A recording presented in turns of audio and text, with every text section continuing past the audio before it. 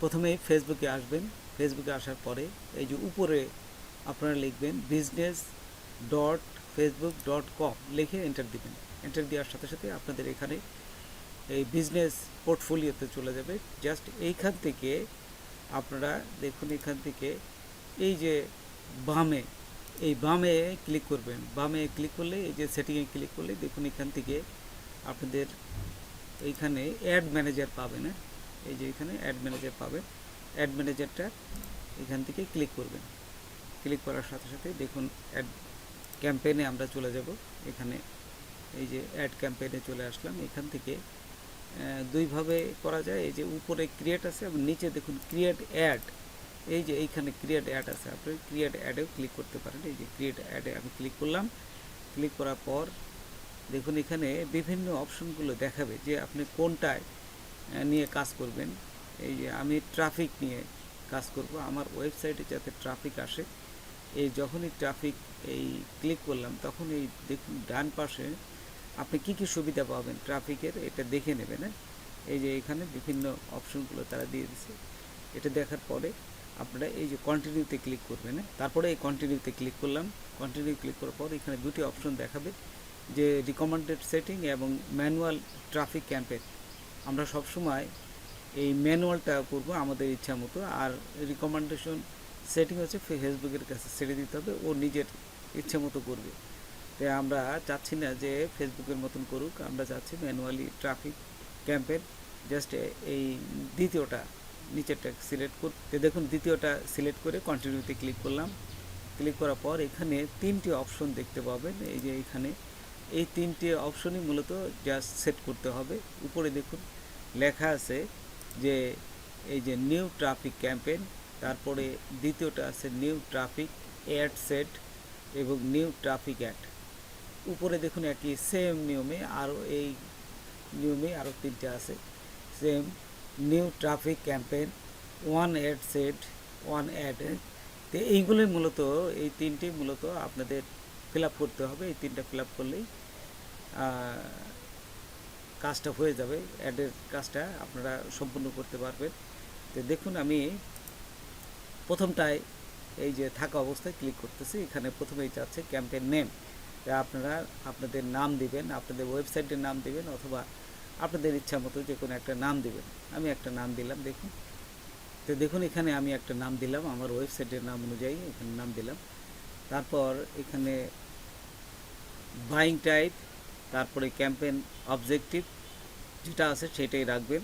নিচে দেখুন advantage plus campaign budget, এইখানে ক্লিক করবেন। এখানে ক্লিক করবেন। ক্লিক করার পর এখানে দেখুন অ্যাডভান্টেজ প্লাস ক্যাম্পেইন বাজেট, এখানে ডেইলি বাজেট আছে, লাইফ টাইম বাজেট আছে। আমি এই ডেইলি বাজেটটাই দিচ্ছি। তো দেখুন এখানে আমি বাজেটটা এই যে দিলাম $1 করে। তারপর এখানে যদি যাই নিচে দেখবেন যে এই যে বাজেট শিডিউল আছে, সে বাজেট শিডিউল কত থেকে কত তারিখ পর্যন্ত দিবেন। তো এইখানে এই যে এখানে টাইমটা উল্লেখ করে দিবেন কোন সময়টা চলবে।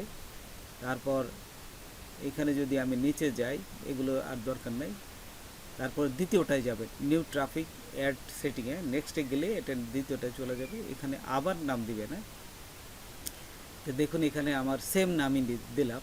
এই যে অ্যাড সেট নেমে আপনারা আপনাদের ওয়েবসাইটের নামটা দিলেই আপনারা দেখতে পারবেন। এক এক সময় এক একটা নাম দিলে আপনাদের সেই দেখতে সুবিধা হবে কোনটা নিয়ে আপনি অ্যাডটা দিচ্ছেন। তারপরে এই ওয়েবসাইটের যেহেতু ওয়েবসাইটে আমার ট্রাফিকটা আসবে, সে ওয়েবসাইটটা সিলেক্ট করে দিলাম। তারপর এখান থেকে আমি নিচে যাব। এই যে এখানে দেখুন সব কিছু দেখলাম। তারপর নিচে যদি যাই, আর যদি এখানে ঠিক না থাকে তাহলে আমরা এখান থেকে দেখব। পুরা নিচে যাই। এই যে ডাইনামিক ক্রিয়েটিভ, এটাও দরকার নাই। বাজেট শিডিউল এইখানে ক্লিক করবেন। এই যে এইখানে বাজেট শিডিউলে যদি দেখেন, এটা দেখবেন কত পার্সেন্ট, সেটা এখান থেকে এই শিডিউলের টাইমটাও দিয়ে দেবেন, স্টার্ট ডেট কোন সময়, এন্ড ডেট কোন সময়, এটা এখানে আছে। তারপর লোকেশনটা দিবেন, কোন দেশে আপনি করতে যাচ্ছেন, কোন লোকেশনে করতে যাচ্ছেন। আমি বাংলাদেশ দিলাম। যদি আরও যুক্ত করতে চাই তাহলে এই ইনক্লুডে ক্লিক করলে ইনক্লুডে যুক্ত করতে পারবো। তারপর নিচে আসে দেখুন অ্যাডভান্টেজ অডিয়েন্স, হ্যাঁ, এইখানেও আপনারা এই যে অডিয়েন্স সাজেশন এখানে অপশনাল দিলেও হয়, না দিলেও হয়। তারপরে প্লেসমেন্ট, এই যে প্লেসমেন্ট আছে এইখানে অ্যাডভান্টেজ প্লাস প্লেসমেন্ট, হ্যাঁ, এইখানে ক্লিক করবেন। এখানে এডিটে ক্লিক করার পর এখানে দেখুন দুটি অপশন আছে, অ্যাডভান্টেজ প্লাস প্লেসমেন্ট, নিচে আছে ম্যানুয়ালি প্লেসমেন্ট। আমি সবসময় ম্যানুয়ালি যেহেতু করবো সেই জন্য ম্যানুয়ালি ক্লিক করলাম।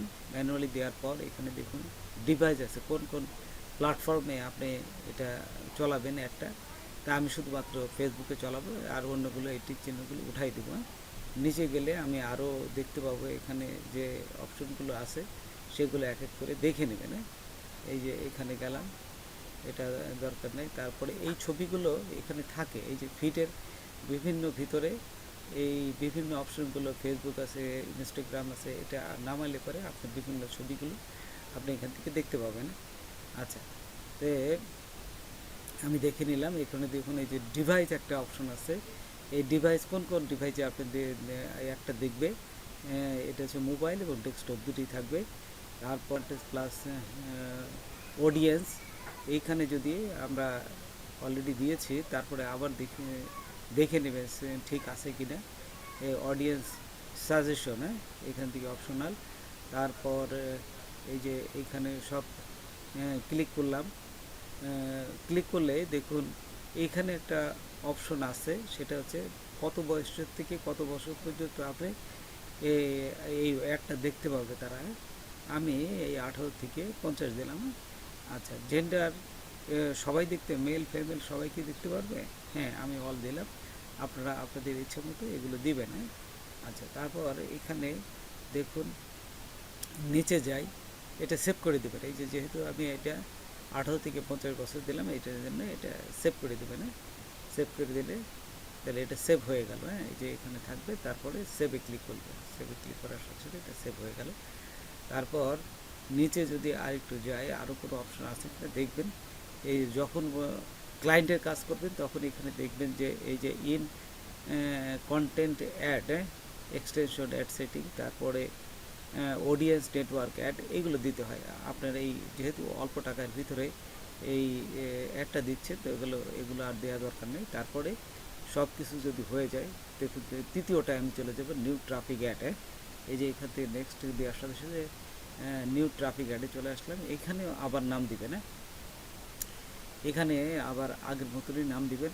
দেখুন এখানে আমি সেম নেমই দেবেন। আচ্ছা, নামটা দেওয়ার পর এইখানে দেখুন নিচে আরেকটা অপশন আছে, সেটা হচ্ছে পার্টনারশিপ অ্যাড।